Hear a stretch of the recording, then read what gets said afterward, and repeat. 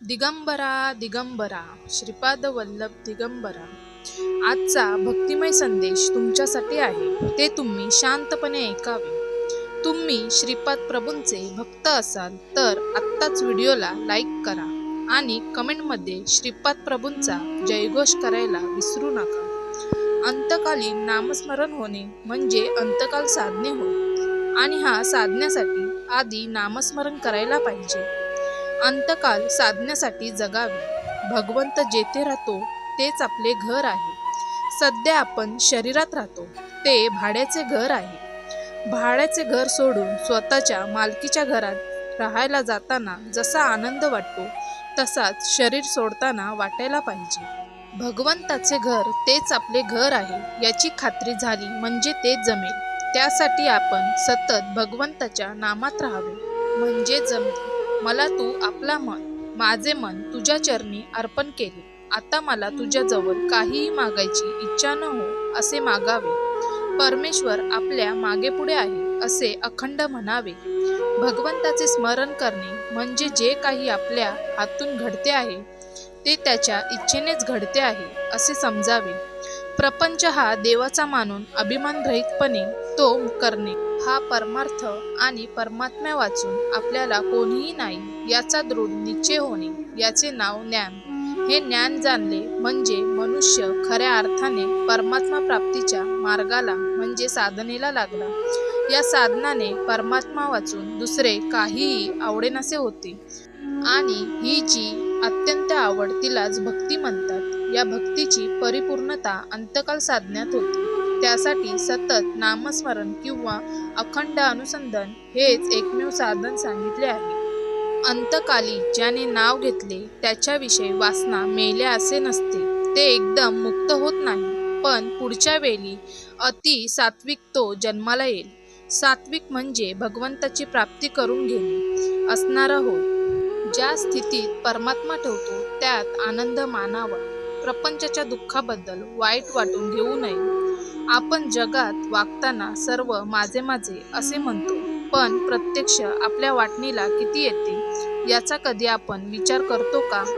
मिळण्याची आणि मिळवण्याची हाव वाटल्यामुळेच आपल्याला खरे दुःख होते.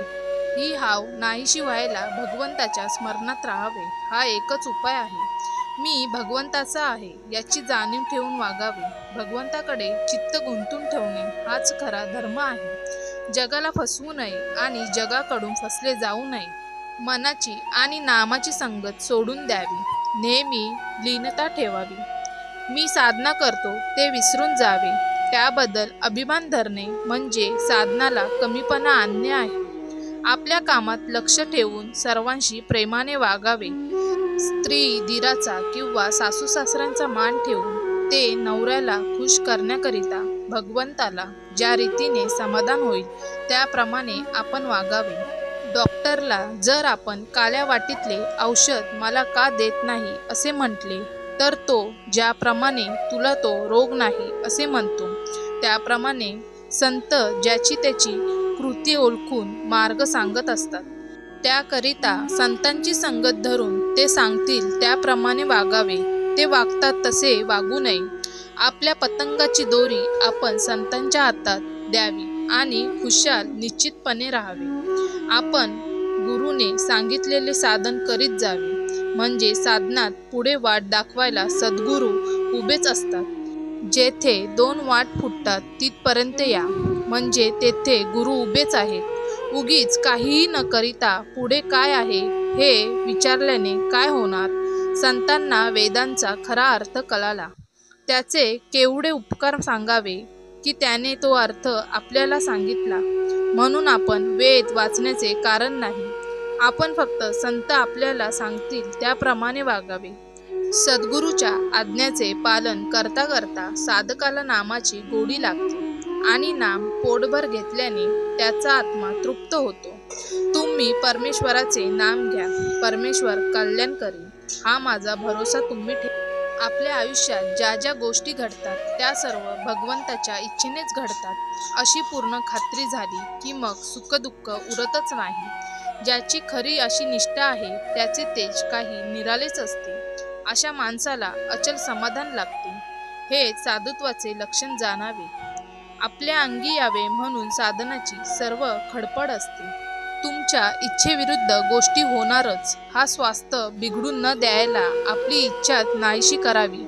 कोणतीही वस्तू मिळावी ही बुद्धी ठेवून हाव सोडावी. लोकांची आस सोडावी.